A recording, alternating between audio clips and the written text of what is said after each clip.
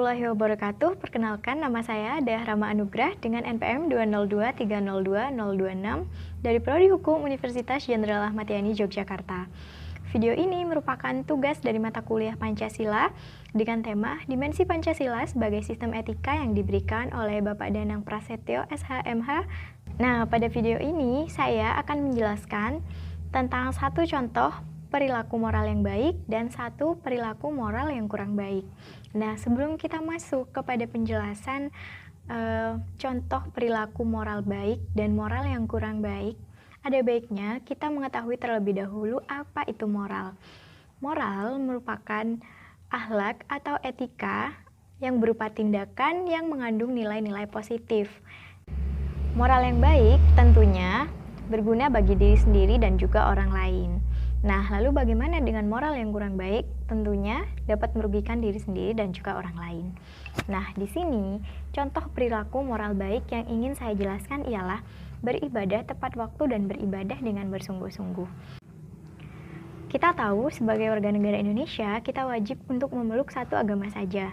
Nah, contohnya saya memeluk agama Islam. Lalu, setelah kita memeluk suatu agama, apakah kita sudah menjalankan kewajiban-kewajiban atau syariat-syariat yang ada di dalamnya? Jawabannya ada pada diri kita sendiri. Nah, tidak sedikit seseorang yang melalaikan kewajibannya terhadap agama. Contohnya, dalam Islam, anak muda seringkali melalaikan sholat ataupun menunda-nunda waktu sholat. Faktanya, hal ini terjadi ketika kita berlebihan bermain gadget dan seakan-akan mager untuk keluar dari media sosial. Padahal, seharusnya kita mendahulukan ibadah kita terlebih dahulu daripada melakukan hal yang lain.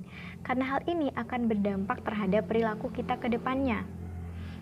Ada sebuah pepatah yang mengatakan, apabila ibadah kita baik, maka perilaku kita akan baik. Nah, dari sini kita tahu, apabila kita menunda-nunda waktu sholat, kepada Tuhan saja kita lalai, kepada Tuhan saja kita tidak takut. Nah, lalu bagaimana ke depannya ketika kita akan berbuat dosa? Bukankah akan semakin mudah untuk kita berbuat dosa? Padahal sebagai pemuda yang Pancasialis, kita harusnya menerapkan dimensi moral pada sila pertama ketuhanan yang Maha Esa, yang mana di dalamnya berarti bahwa sila ketuhanan yakni mengandung nilai spiritualitas yang mendekatkan kita terhadap Sang Pencipta.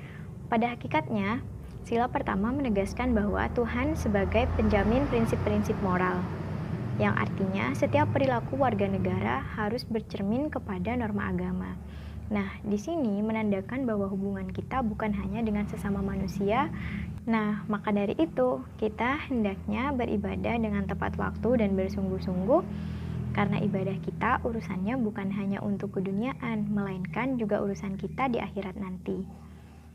Selanjutnya, masuk kepada penjelasan yang kedua, yakni moral yang kurang baik. Di sini, saya akan membahas tentang korupsi.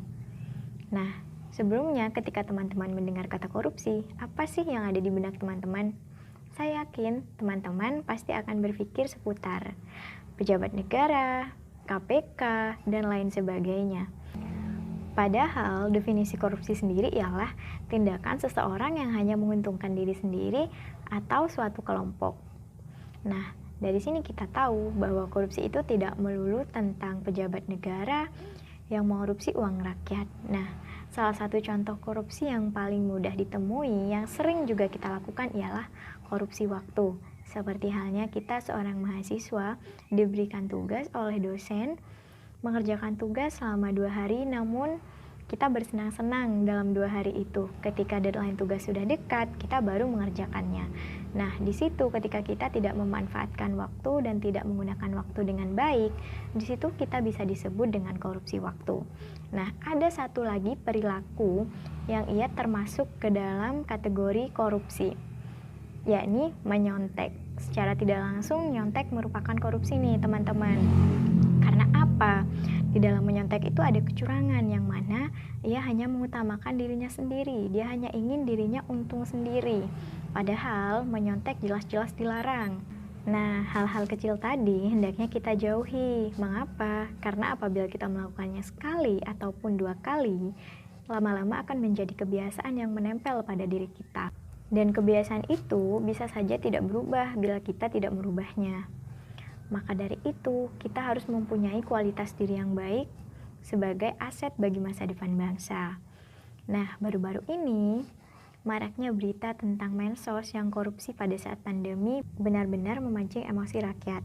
Dan hal ini sangat tidak sesuai dengan dimensi moral sila kelima, yaitu keadilan sosial bagi seluruh rakyat Indonesia, yang mana dimensi yang terkandung di dalamnya ialah peduli terhadap orang lain dan kesediaan membantu sesama.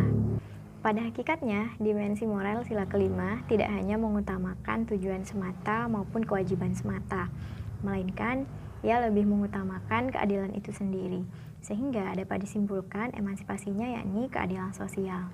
Nah, perbuatan mensos tadi jangan dicontoh ya teman-teman, karena korupsi merupakan perbuatan yang sangat bertentangan dengan dimensi moral Pancasila, apalagi korupsi ketika pandemi.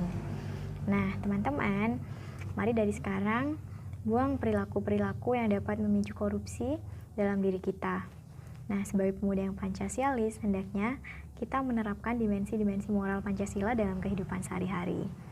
Nah, sekian dulu video dari saya. Apabila ada kesalahan, saya mohon maaf. Sampai jumpa di video selanjutnya. Wassalamualaikum warahmatullahi wabarakatuh.